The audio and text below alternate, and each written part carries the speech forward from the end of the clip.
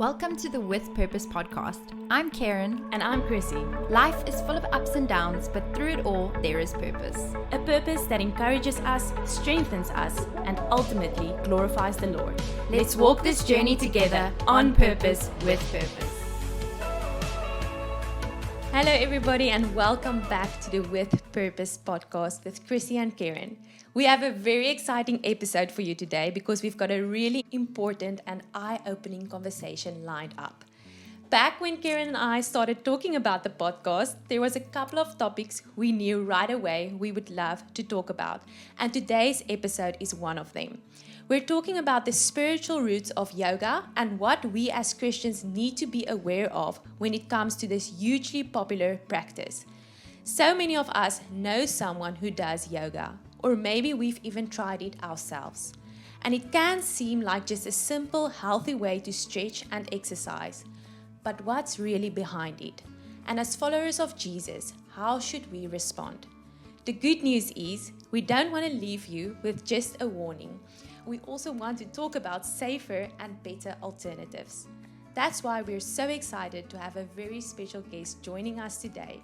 She has her own journey of stepping away from yoga, and as a Pilates instructor, she's going to help us unpack both the physical benefits and the spiritual side of this conversation. Karen, would you be so kind to introduce her, please? Yes, welcome, Lindsay. Thank you. And she is the founder and owner of Pureform Pilates here in Cape Town. I actually know Lindsay because I attend her Pilates classes, and one day during class, since I knew you were a Christian, I asked you what your opinion was on yoga. I was really intrigued by her story and the journey she shared with me, and I knew right away it was a conversation that I'd like to bring here to the podcast. Lindsay has a really unique perspective. She got into yoga when it became a trend and popular, and eventually felt convicted to step away from it and to focus on her running and Pilates instead. So welcome, Lindsay. Thank you for having me. So before we get into your story and all the questions I have lined up for you, I thought it'd be good to look at the background of what yoga is and where it comes from. A lot of people, especially women, get into it because, you know, it's great for stress relief, it's fitness and flexibility. Yeah. So when most people think of yoga, they actually just think of like stretching, mats, and maybe like a moment of peace, right? Exactly. But what many people don't know is that yoga comes from ancient India, is deeply rooted in Hinduism. And the word yoga itself means to unite or to yoke. And, you know, I asked the question, what are you uniting with? Sure. The goal isn't inner peace.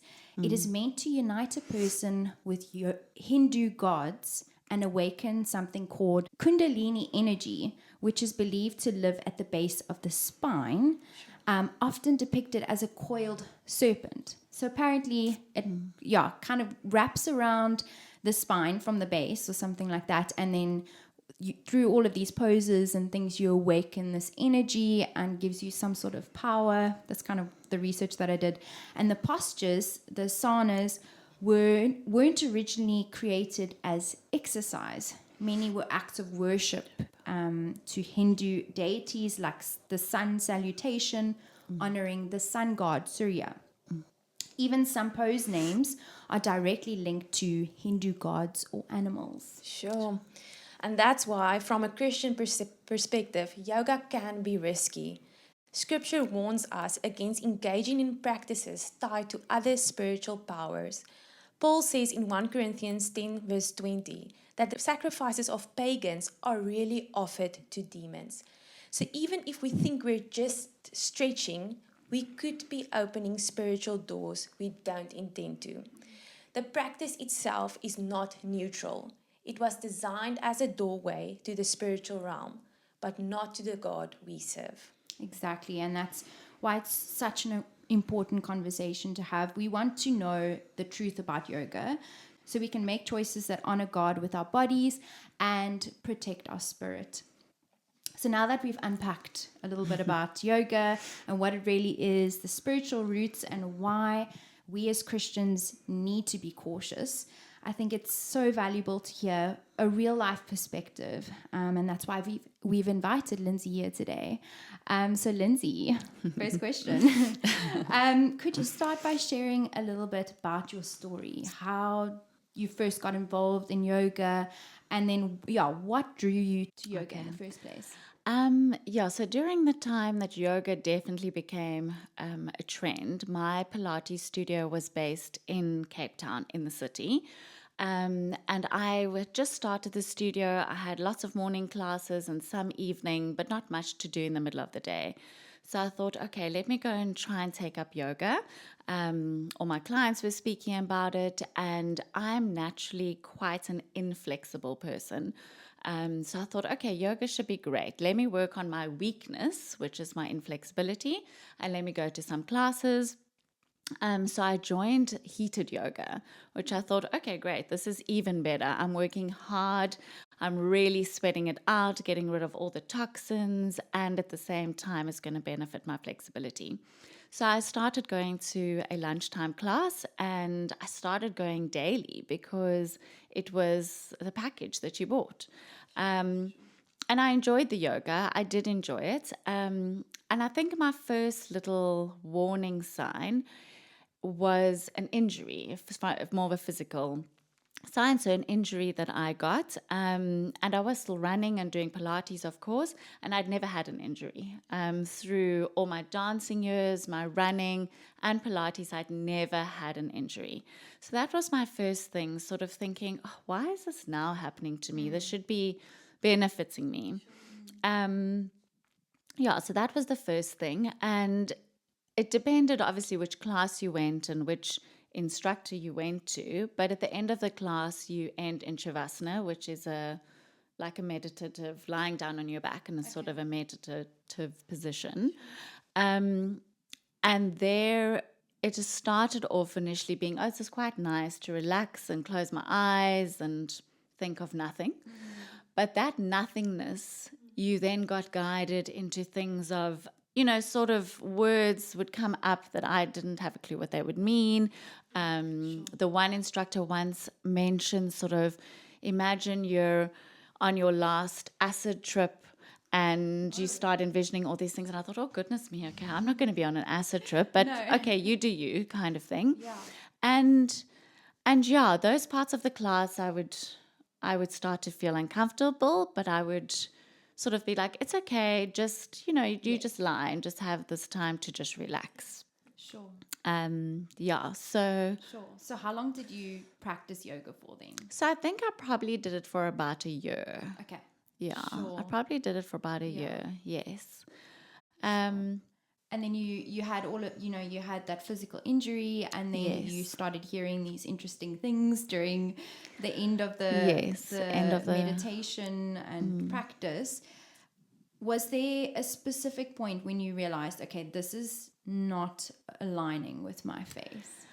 So I had gone, like I said, these were all just sort of a yoga flow class. It was definitely more fitness based, and you get the different types of yoga. So a friend had said to me, come with, she had lived in Joburg at the time, and she said, come with me to this yoga class. And I said, okay, but what is it? Because I was now interested in the physical side. I wanted to work hard. I wasn't interested in breathing and all sorts. And she said, no, it's Kundalini yoga. Wow. So I thought, oh, goodness, I think this is the breathy one and the oming and all that sort of thing. But I sort of felt too bad to let her down. So I went along with it, and we went to this class. And for most of the class, I was incredibly bored because it was all sorts of chanting and noises and vibrations that you were making. And I was highly uncomfortable, highly, highly, highly. I was there. I definitely wasn't giving my all to it, but I was very uncomfortable. Class ended. My husband still said, how was that? So I thought, oh, it's a bit of a waste of time. I thought I was going to do something more physical. And the next morning I woke up and I had extreme body pain, but sort of extreme when you have flu, but I'd never felt that sore. It was really, really sore, and hot and cold sweats. And I got up out of bed and went to the bathroom, came back, and my husband had said to me, "This bed is yellow. It's like, your sweat is yellow." And I was like, this is just not right. And then I actually contacted my friend, and she's like, "No, don't stress about it. It's, that's how full of toxins your body was, just releasing all of these toxins." And I thought, okay, but at that time of my life, I was really eating very clean. I was eating clean. I was, doing all the right things. So I didn't feel that I needed to have any toxins released. Wow. And I just thought, and even my husband said to me, no, something isn't right. I don't think you should do that again. That's just, he knew nothing about it, but he just said that isn't right. That just seems wrong. And so from there, I just decided I don't think this is for me. Yeah. I can keep my flexibility going. I can do my own things. I'm done with yoga and done with feeling uncomfortable. Because that is what I was feeling uncomfortable, but I was pushing that aside because I thought that this was benefiting me on a physical level. It's astounding. So the class that you took, I don't understand. I mean, I don't know too much about how exercise can help you detox and stuff, but if it's primarily just breathing and so I think it's also about opening up the chakras. Okay. What? So okay. so there's 7 chakras. Okay. And they each mean something. But I think the most disturbing one is about opening your third eye that they would speak of, which is an area between your eyebrows. Yes. So it was just like trying to open you up into sort of a spiritual awakening. Yes. That was the idea. I can't really say too much more than that. Physical symptoms. These physical symptoms. That is saying that there's definitely some power, yes, not good, power to it, right? Yeah, what you did. That's so intense. Yes. So you notice these things while you practice yoga, and did you ever feel a spiritual influence when you were practicing yoga? Did you ever feel, anything strange or? Like I say, I can't say that I opened myself enough to feel something specifically spiritual, but it didn't feel right. Yeah. Something just didn't sit well. In every class, something would come up that just didn't sit well. But you think, being silly now. Yeah. I read, a video I listened to, the person speaking compared it just to an act of worship. It's an act of worship in Hinduism, and how we can understand that from a Christian perspective is almost linking that or equating that, is that the right word? To our Christian sacraments. It's almost like that in their religion. So even if we don't see it as a religious act or an act of worship in that religion, from their perspective, it still is. It would be as when someone that is non-Christian participate in our sacraments. We will still see it as a religious act of worship. So I think that's so important. While you saying you didn't necessarily open yourself up to it, it is still inherent to what it is, an act of worship. Interesting. Sure. So you had that realization, okay, yoga's not for me. It doesn't align with my faith. It doesn't feel right. So how did you get into Pilates? So you obviously practiced Pilates before, and now you're a Pilates instructor. Are you maybe answer that, and as well as maybe give us a little bit of a background on where Pilates comes from. So Pilates and yoga, everybody thinks is so similar, but it is completely different. You've spoken now about the yoga, we've spoken about that. But in Pilates, the breathing, first of all, that you're using in Pilates, the intention of the breath is to connect your core. The intention is not to connect anything else. You're just using the inhale and the exhale to get a connection of your core. And the movement is supposed to be connection of the core, and everything else that you do from there, that movement stems from the core connection. So Pilates is completely physical. It's a mind-body exercise, meaning that your mind is aware of what you're doing. You're conscious of what you're trying to get your body to do. You're not exercising. You're not doing a bunch of squats without being conscious of connecting your core. So you're creating awareness of how your body is moving and how your muscles are activating. So it is a de-stress, because a lot of people sit there holding their breath all day, and now you're focusing on trying to use your breath to move. So in that way, it de-stresses. You're focusing on activating your muscles, where a lot of people in the day are not focusing on how their bodies are moving, how they're sitting. It's creating an awareness of your body. So it's completely physical. Sure. Okay. And you've been doing Pilates since? Oh my goodness, since I was 17, which let's not take us to how old I am.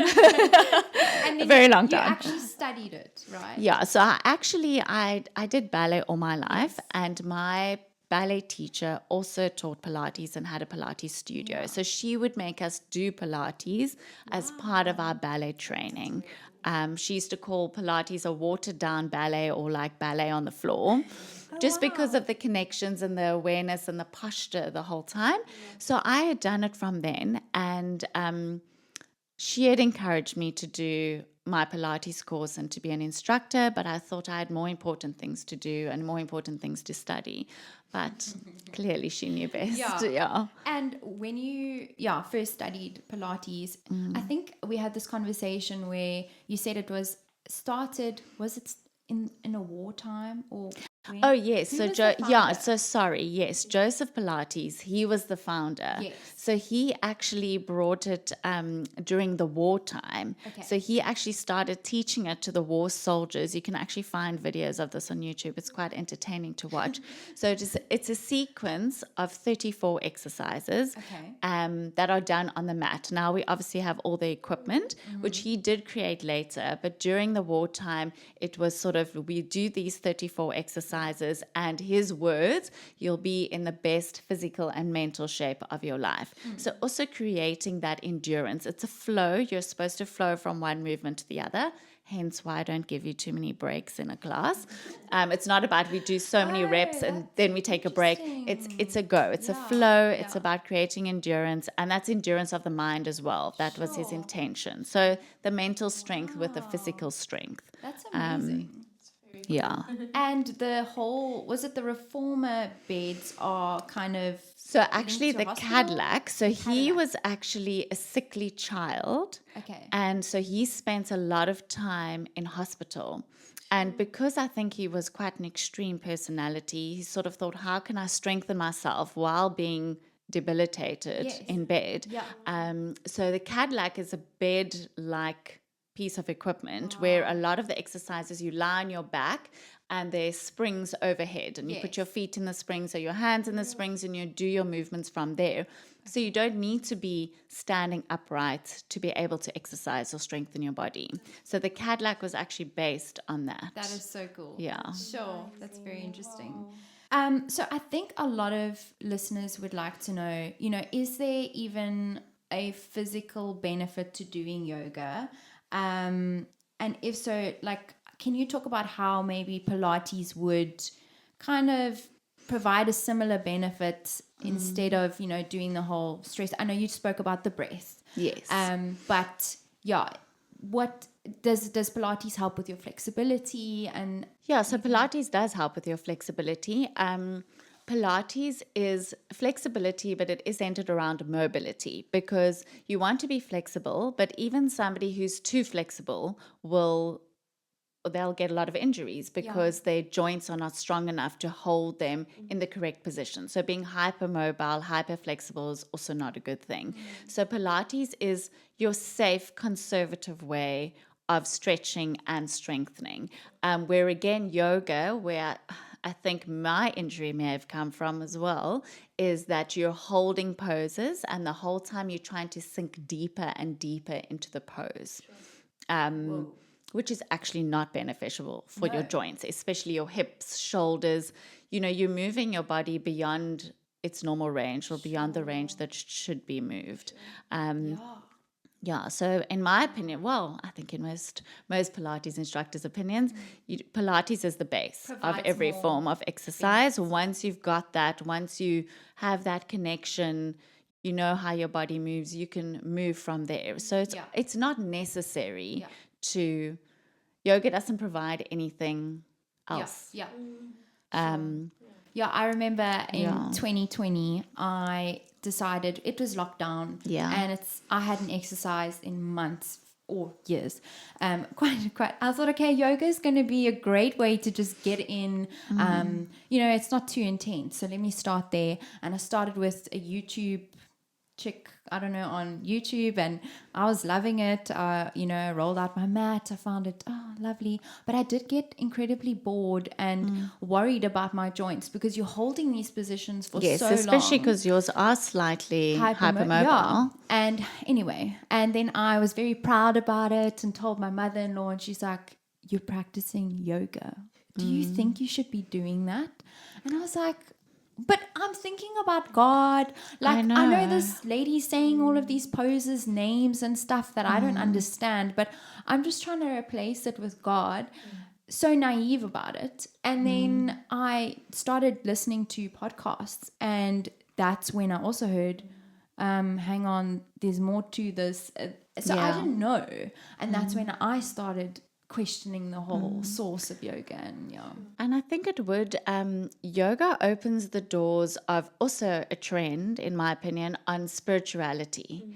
And it opens those doors. It opens the doors on centering your thoughts on yourself, on your sense of self. And our thoughts are on God, and our center is on God, and things are coming from God.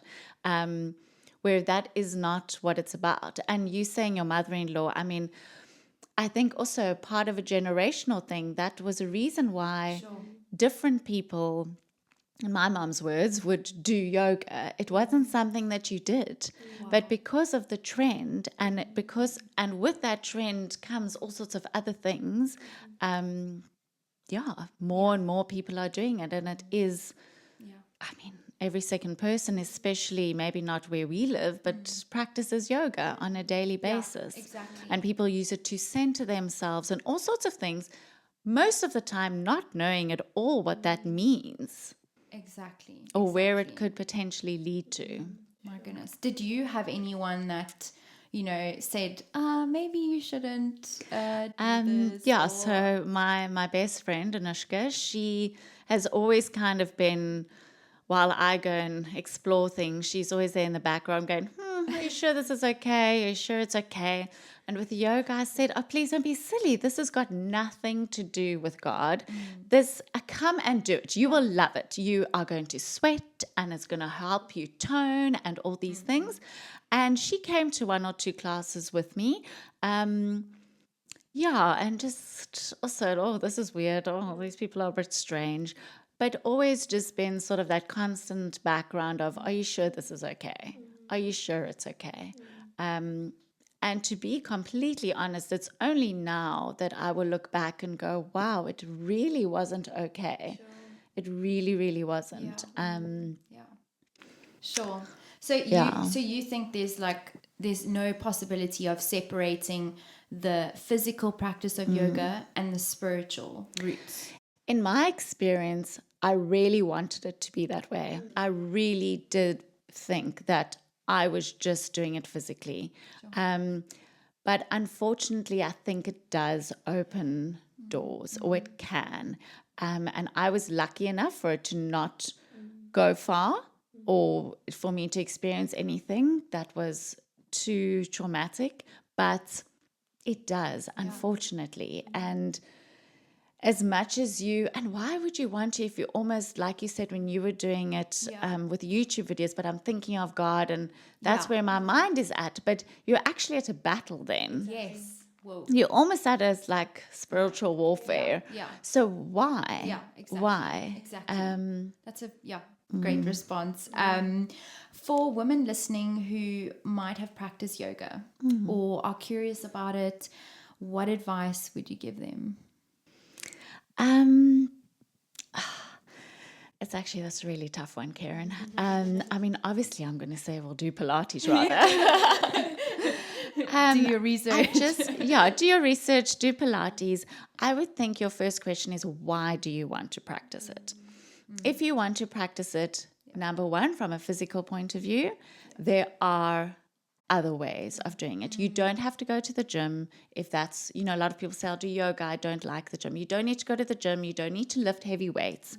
You don't need to do sort of HIIT training. There is something called Pilates. But on the other side of things is if you're doing it to de-stress and you are a Christian, we all know that that kind of meditation that yoga provides is not centered around God. Sure. So having that quiet time with your devotional or with your Bible or in prayer with God, that is your de-stress.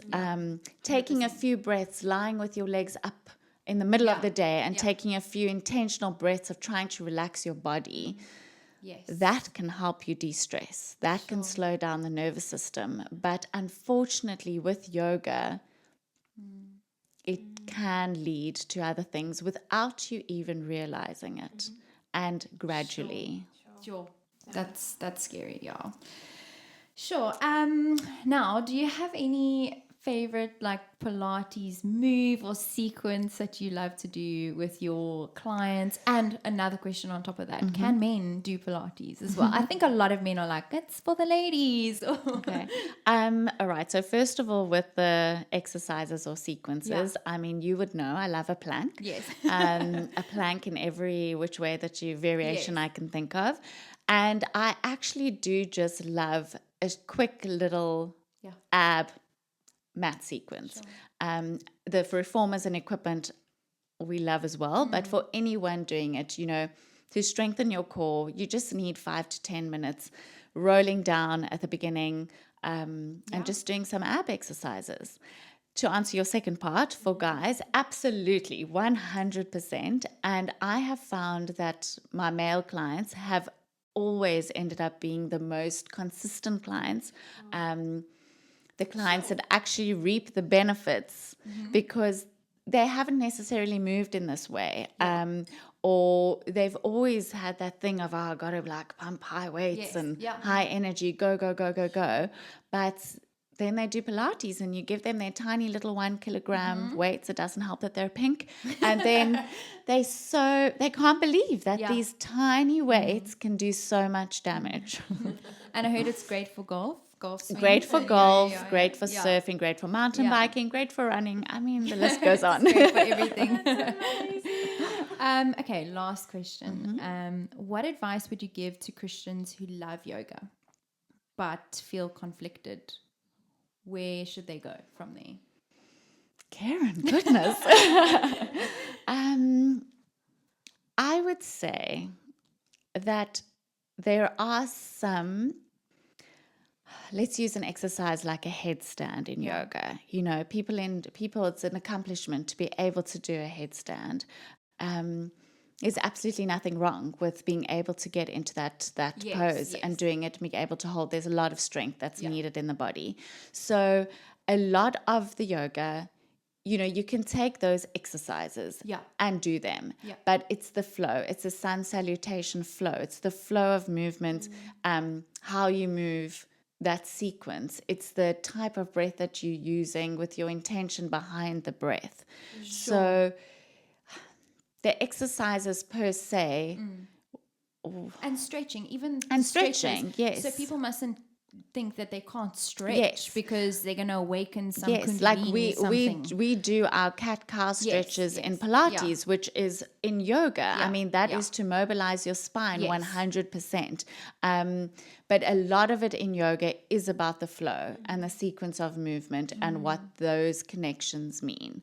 So, normal stretch class, normal sort of core activation class will give you the same thing physically. It just might be difficult to turn away from that flow of movement if you enjoy the flow.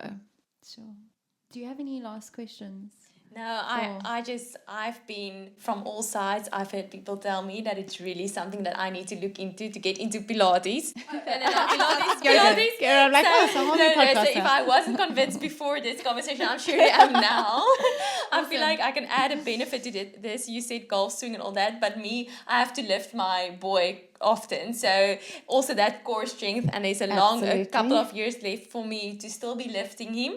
So I've heard that I have to strengthen my core and think about like getting a bit, because I just told Your them shoulders before, are strong, but I just know it's not, the balance isn't right yet. So I just told them before, and I think my posture needs a bit of work. So no, that's just I appreciate hearing just more about that, and it's very cool. And just on that last question for Christians who love yoga, I just want to say, like, obviously as Christians we need to love the Lord more.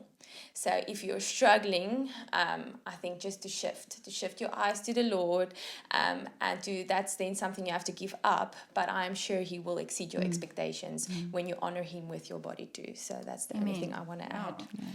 Thank you so much for sharing your story and your thoughts and your experience. That's amazing. I think hearing about your journey really brings home how important it is to be discerning about the practices we allow into our lives. I think it's valuable that we have learned a little bit of a background of where Pilates has come from, so that we can make a good decision on what we choose to do. And that kind of leads me to a question for our listeners.